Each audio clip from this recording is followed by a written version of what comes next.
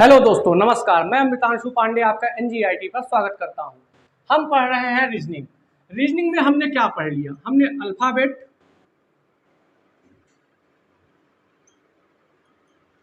और हमने क्या पढ़ लिया? Direction and distance.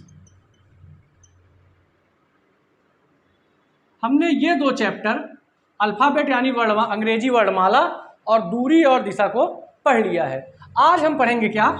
Blood relation.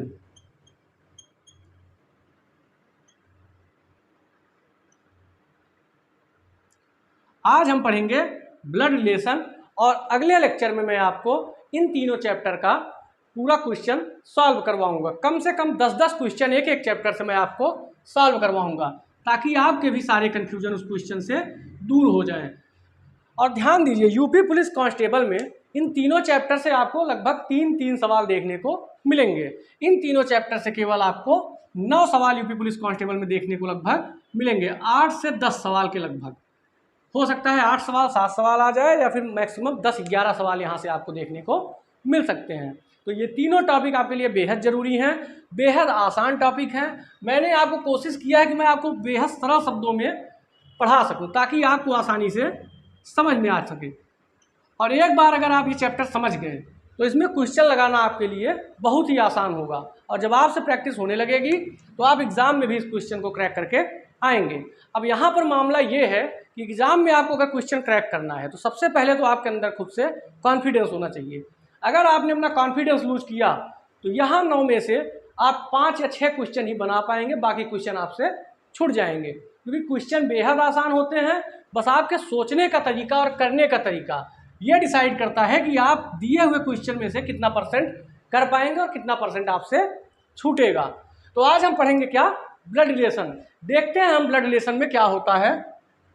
Blood relation मतलब होता है खून का रिश्ता। अब आपको तो पता ही है सारे रिश्ते। आप गांव से जुड़े बच्चे ज़्यादा होंगे यहाँ पर, कुछ बच्चे शहर से भी होंगे, लेकिन उनका भी बैकग्राउंड क्या होगा? गांव से हुई होगा, तो उनको सारे रिश्ते लगभग पता होंगे। जैसे गांव में आपके घर शादी होती है, कौन आता है?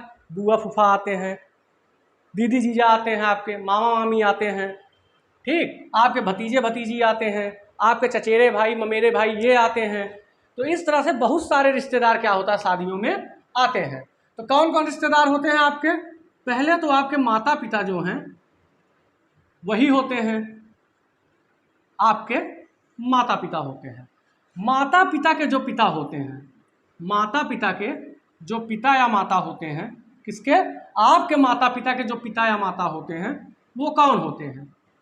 देखिए, अगर आपके माता के पिता और माता होंगे तो क्या होंगे? आपके नाना और नानी हो जाएंगे, ठीक। और अगर आपके पिताजी के माता पिता हैं तो क्या होंगे? आपके दादा और दादी हो जाएंगे, ठीक। आई बात समझ में? अगर आपकी माता के पिता माता हैं तो आपके नाना नानी होते हैं। आपके पिता के अगर जो है माता पिता हैं तो आपके दादा और दादी होते हैं। अब अगर माता और पिता के भाई और बहन आए, अगर पिता के भाई और बहन आएंगे तो वो आपके क्या हो जाएंगे? अगर बहन आई तो बुआ हो गई पिता की। पिता की बहन अगर आई, किसकी? आपके पिता की अगर बहन आई तो वो आपकी क्या हो गई? बुआ हो गई। और आपके पिता के अगर भाई साहब आए तो वो क्या हो गए? आपके चाचा हो गए, ठीक। और अगर आपके बुआ के मूछें निकल आई तो ये भी आपके चाचा हो जाएंगे कि नहीं? देखिए, अगर अब आपके माता की बहन आई तो वो आपकी क्या हो जाएंगी? मौसी हो जाएंगी। और अगर माता के आपके जो है कौन आया? बहन भाई साहब आए तो वो आपके क्या हो जाएंगे? मामा हो जाएंगे। अब अगर मौसी के हस्बैंड आए तो आपके क्या हो जाएंगे? मौसा हो जाएंगे। और मामा की अगर वाइफ आई तो वो आपकी क्या हो जाएंगी? मामी हो जाएंगी। आई बात समझ में? अब अगर बुआ के हस्बैंड आ गए तो आपके क्या हो जाएंगे? फूफा हो जाएंगे, ठीक। और अगर चाचा की वाइफ आई तो आपकी क्या हो जाएंगी? चाची हो जाएंगी। इतनी बात आपको समझ में आई? ये सारे रिश्ते किससे संबंधित थे? आपके माता और पिता से संबंधित थे, ठीक। यहाँ पर कौन कौन था? आपके माता पिता के पिताजी और माताजी थे, उनके भाई और बहन हैं। अब देखिए आपके, अब आपका रिश्ता अगर आए तो अगर आपकी पत्नी है, आपके रिश्ते में कौन आएगा? सबसे पहले पत्नी हो गई आपकी, आपके भाई हो गए जो आपके पिता की संतान हैं, और बहन हो गई। अब ये रिश्ता आपके साथ शुरू हो रहा है। अभी तक जो रिश्तेदार थे किसके साथ थे? वो आपके पिताजी के साथ थे। अब देखिए हम इस रिश्ते को समझते हैं कि आपके साथ कौन कौन आएगा।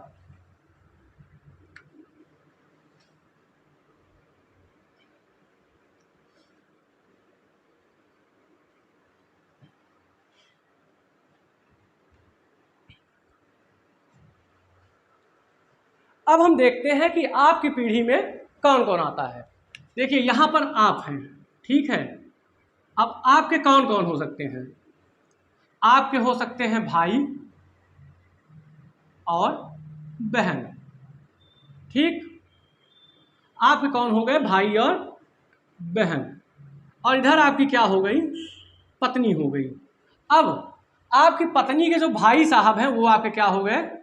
साले साहब हो गए, ठीक। और आपकी पत्नी की जो बहन है वो आपकी क्या हो गई? साली हो गई। अब साली के अगर हस्बैंड है तो वो आपके क्या हो गए? साढ़ू हो गए। क्या हो गए? साढ़ू हो गए, ठीक। और अगर आपके साले की पत्नी है तो ये आपकी क्या हो गई? सलहज हो गई। आई बात समझ में? अब अगर जो है आपके भाई की पत्नी है तो आपकी क्या लगेंगी? भाभी लगेंगी। और आपके बहन के हस्बैंड आपके क्या लगेंगे? बहनोई या फिर जीजा जी,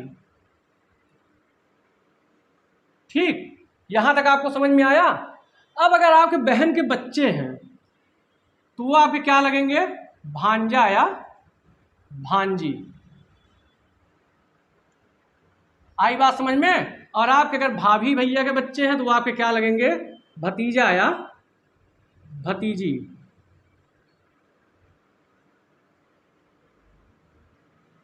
अच्छा, आपके चाचा के या मामा के लड़के हुए तो क्या आपके लगेंगे? चचेरे भाई या बहन, या तो फिर ममेरे भाई या बहन।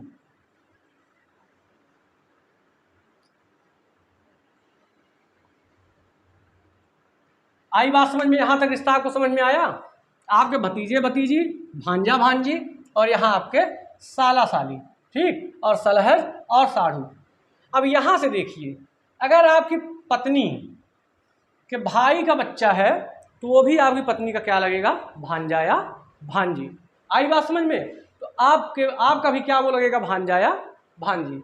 और अगर साले साली की है तो वो भी आपका क्या लगेगा? भांजा या भांजी। ये रिश्ता इस पक्ष से बनता है, किससे? आपके ससुराल पक्ष से। तो ससुराल पे ज़्यादा हम लोग नहीं जाते हैं क्योंकि सब ससुराल के भक्त होते हैं, तो आपको नहीं होना है। आप देखिए चैप्टर अपना। ये रिश्ता अगर आपको स्क्रीनशॉट लेना हो तो आप स्क्रीनशॉट ले लीजिए, या फिर आपको नोट करना हो तो नोट कर लीजिए। आप वीडियो को रिवाइंड करके फिर से इन रिश्तों को समझ सकते हैं। देखिए दोस्तों, अभी हमने आपको सारा रिश्ता समझा दिया। अब हम देखते हैं कि पीढ़ी में हम कैसे रिश्तों को बनाते हैं। ये आपके ऊपर निर्भर करता है कि आप चीज़ों को कैसे ड्रॉ करना चाहते हैं। ये किसी का कोई पर्टिकुलर एक डायरेक्शन नहीं है, ये आप स्वयं बना सकते हैं, आप चाहे जैसे बनाएं। बस आपको ध्यान रखना है कि उसी फॉर्मेट में फिर सब रिश्तों को लेकर चलना है, ठीक। जैसे अगर आपको मेल लिखना है, कोई मेल है, जैसे आपके पापा हैं, आप हैं, अगर आप मेल हैं तो, आप फीमेल हैं तो उसके लिए दूसरा तरीका। अगर आप मेल हैं, आपके मामा हो गए, आपके चाचा हो गए, आपके चचेरे भाई, ममेरे भाई या आपके भाई, तो उनको आप कोशिश करिए कि बॉक्स में बनाइए। और अगर आप फीमेल बना रहे हैं तो आप उनको कोशिश करिए गोले में बनाइए। जहां आप गोला बना देंगे आपको पता रहेगा कि यहाँ कोई फीमेल है, ठीक। आप कभी कंफ्यूज नहीं होंगे। अब जैसे 3 पीढ़ियां होती हैं, एक तो आपके पिताजी के पीढ़ी, पिताजी के ऊपर की पीढ़ी, ठीक। आपके पिताजी यहाँ पर आ गए और आपके दादाजी या नाना जी आ गए आपके, ठीक है। यहाँ पर आप हैं। अब आपके नीचे आपके बच्चे,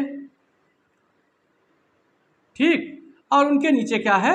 आपके पोते पोती। ये रिश्ते इतने, लगभग इससे ज़्यादा कभी क्वेश्चन वो बाहर से नहीं पूछता। वो आपके ऊपर की 2 पीढ़ी और आपके नीचे की 2 पीढ़ी में ही आपको सीमित करता है। बहुत रेयर क्वेश्चनों में वो आपसे पूछेगा कि ये इनकी क्या लगे, या फिर ये इनके क्या लगे, इस तरीके के क्वेश्चन वो पूछ सकता है। यहाँ पर पोती, पर पोती, इस तरह के जैसे पनाती छनाती होते थे ना, उस तरीके के क्वेश्चन ये आपसे पूछ सकता है। अब देखिए क्वेश्चन का फॉर्मेट कैसे रहता है। जैसे एक आदमी है, मान लीजिए कोई आदमी ए है, ठीक, वो जो है क्या है, अपने पिता का इकलौता लड़का है,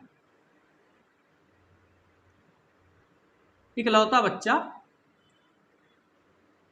बच्चा है, ठीक। और इसने एक फोटो की तरफ दिखाया, एक फोटो लगी थी वहां पर, ठीक, यहां पर कोई था, इसकी तरफ दिखाते हुए इसने कहा कि ये क्या है, मेरे पिता के इकलौते लड़के के बेटी का भाई है। तो ये लड़का इसका क्या हुआ, इसने कहा कि ये जो फोटो में आदमी है ये मेरे पिताजी के इकलौते लड़के का, या फिर मेरे पिताजी के, अगर आपको पहले क्वेश्चन बता दिया कि पिता का इकलौता है तो ऐसे क्वेश्चन कर सकता है कि फोटो में जो व्यक्ति है वो मेरे पिताजी के लड़के के पुत्री का भाई है, ठीक। तो ये इसका क्या हुआ, ये इसका होगा क्या भाई, अगर इनकी पुत्री है, इनके पिताजी के लड़के की पुत्री का भाई है, तो इसका क्या हुआ, बेटा हुआ। क्या हुआ, बेटा हुआ। ऐसे छोटे छोटे क्वेश्चन वो आपसे बनाकर पूछेगा, या फिर आपको एक सेंटेंस दे दे, कहिए 2-3 क्वेश्चन एक साथ उसी में पूछ ले। ये मैक्सिमम बैंक में ही आता है कि आपको एक सेंटेंस देके वो उसमें 5 क्वेश्चन, 4 क्वेश्चन, 3 क्वेश्चन आपसे बनाता है। लेकिन पुलिस वगैरह में एक ही आपको सेंटेंस देगा जिसमें एक ही क्वेश्चन आपके पास रहेगा, और वो बेहद आसान रहेगा। अगर आप रिश्तों को सही फॉर्मेट में रखेंगे तो आपका वो क्वेश्चन कभी गलत नहीं होगा। ये रही रिश्ते की बात। चलिए हम एक और रिश्ता देखते हैं। प्रश्न ये कह रहा है कि कोई है भाई, कौन है, मान लीजिए कोई है रमेश, और रमेश जो हैं वो कह रहे हैं कि मेरे पत्नी के भाई, कौन, रमेश ने क्या कहा मेरे पत्नी के भाई, ठीक, ये हो गए रमेश, ठीक। अब आपको कोशिश ये करना है कि जैसे अगर आपको भाई और बहन ड्रा करना है, मान लीजिए आप हैं, आप मेल हैं, अगर आपको भाई और बहन ड्रा करना है तो आप पहली चीज़ तो इधर मान लीजिए आपकी बहन हो गई बी और आपका भाई हो गया कौन, सी। आप इसको सिंगल लाइन से दिखाइए, ठीक। आप सारे ससुराल वाले रिश्तों को, आप ससुराल के रिश्तों को डबल लाइन से दिखाइए। जैसे इसी के साथ आपकी मान लीजिए पत्नी है, ठीक, आपकी ये वाइफ है, आई बात समझ में, ये आपकी सिस्टर थी, ये आपकी वाइफ है। अगर आपको अपने पिताजी को दिखाना है तो आप ऊपर की तरफ लाइन खींचिए और बना दीजिए। अगर आपको माता जी को दिखाना है, ऊपर की तरफ ही लाइन खींच के आप मदर को बना दीजिए, ठीक। सिंगल लाइन से आप अपने निजी रिश्तों को दिखाइए तो आपको बेहद आसानी होगी सवाल सॉल्व करने में। अब यहीं से अगर आपको अपने चाचा को दिखाना है तो ये लीजिए आपके अंकल बन गए, ठीक। ये सिंगल लाइन से हुआ। सिंगल लाइन से आप अपने खून के रिश्तों को दिखाइए, और जो रिश्तेदारियां हैं उनमें आप जैसे ससुराल पक्ष में आप डबल लाइन यूज कर लीजिए। तो आप कहीं भी डबल लाइन लगाएंगे तो आपको याद आ जाएगा ये मेरा ससुराल पक्ष है। जैसे डबल लाइन से आपने वाइफ को बना दिया आपके पैरेलल में, मान लीजिए यहाँ आपकी वाइफ को रखना था तो आप यहाँ पे क्या करते, डबल लाइन खींच के गोला बना देते और अपनी वाइफ का नाम लिख देते। अगर वाइफ के भाई का बनाना है तो अब वाइफ के साथ आप सिंगल लाइन यूज कीजिए और उनको बनाइए, भाई को बनाइए, तो ये आपके क्या हो गए, साले साहब हो गए, ठीक। और इन्हीं के साथ पैरेलल में अगर ये लाइन खींचकर आपने गोला बना के लिख दिया तो आपकी कौन हो गई, साली साहब हो गई। अब इन्हीं साले साहब के साथ अगर आपने डबल लाइन बना के किसी महिला को बैठा दिया, मान लीजिए कोई महिला है के है, तो ये क्या हो गई, आपकी सलहज हो गई। आई बात समझ में। आप ससुराल के रिश्तों को डबल लाइन में लिखिए। अब ये तो मामला था ससुराल के रिश्तों का।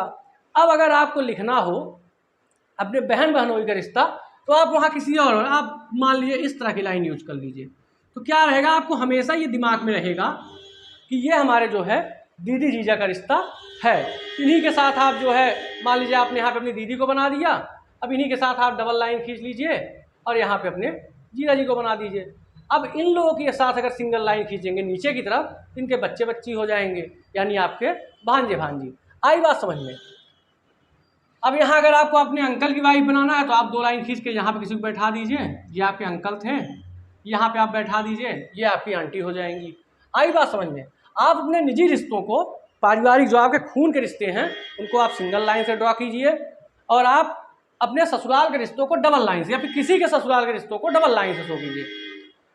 और आप क्या करिए, अपने दीदी जीजा के पक्ष को कोई और रैंडम लाइन, कुछ भी लाइन जो आपके दिमाग में रहे हमेशा, उसको बना लीजिए। आप इसको बना लीजिए या फिर कोई और लाइन आप बना लीजिए, डॉट डॉट बना लीजिए, कुछ भी, ये आपके ऊपर निर्भर करता है। आप जो बनाइए हमेशा उसको अपने मन में याद रखिए। इससे क्या है, आपके सवाल आसानी से सॉल्व हो जाएंगे। अब हम देखते हैं कुछ क्वेश्चन, इस पर एक दो क्वेश्चन देखेंगे, फिर हम अगला लेक्चर जब लेंगे तो उसमें आपको जो 3 चैप्टर मैंने अभी तक आपको पढ़ाया है, अल्फ़ाबेट, डायरेक्शन एंड डिस्टेंस और ब्लड रिलेशन, इन तीनों चैप्टर से लगभग 10-10 क्वेश्चन मैं आपको सॉल्व करवाऊंगा।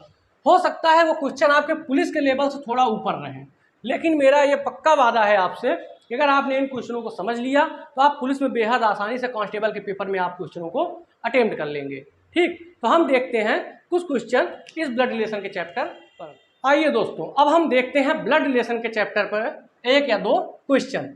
जैसे मान लीजिए कोई व्यक्ति है ए, ठीक, ए है, ए ने कहा कि मेरे पत्नी का भाई क्या कहा, मेरे पत्नी के भाई के, अब ए की पत्नी आप बनाइए, ठीक, मान लीजिए ए की पत्नी है बी।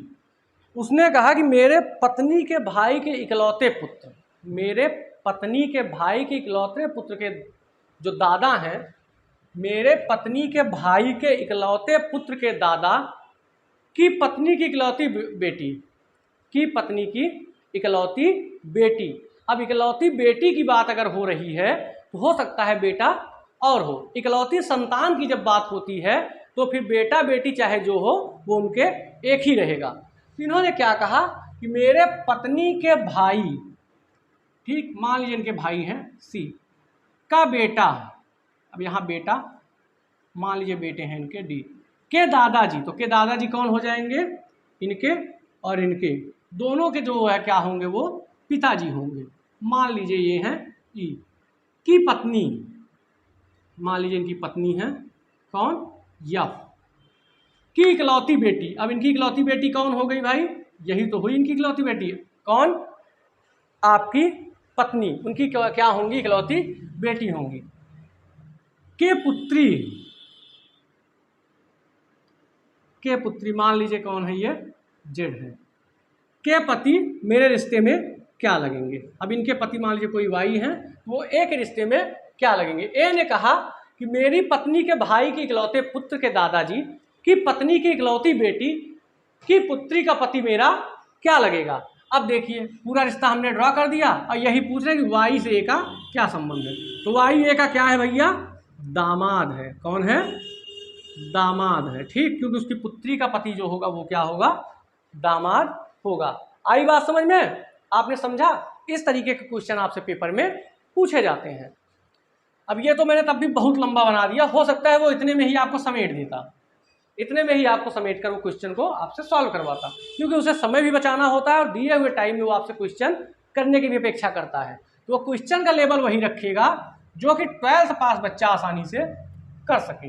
ये पेपर आपका जो होगा वो 12th पास के बेसिस पे होगा, ठीक। अगर यही ग्रेजुएट लेवल होता तो हो सकता है वो आपसे क्वेश्चन का लेवल, ग्रेजुएशन लेवल होता तो हो सकता है वो आपसे क्वेश्चन का लेवल कुछ बढ़ा देता, लेकिन जो सिपाही का लेवल है वो 12th लेवल का पेपर है, इसलिए वो आपसे क्वेश्चन बेहद आसान पूछता है। यही पेपर जब यूपीएसआई का होता है दोस्त, तो वहाँ की जो रीजनिंग होती है वो लगभग बैंक के लेवल की निकल जाती है। क्यों, क्योंकि वहाँ पर 2-3 चैप्टर ऐसे होते हैं, जैसे मशीन इनपुट आपका हो गया, ये चैप्टर वहाँ पर पूछे जाते हैं, जबकि यही चैप्टर आपसे पुलिस कांस्टेबल के एग्जाम में नहीं पूछे जाएंगे, ठीक। तो ये सवाल आपने समझ लिया।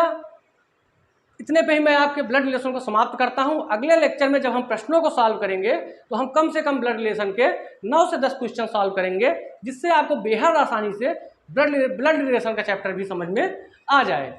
बहुत बहुत धन्यवाद दोस्तों। अगर आपको ये क्लास पसंद आई हो, समझ में आई हो, तो आप चैनल को लाइक, शेयर और सब्सक्राइब जरूर करें। धन्यवाद दोस्तों।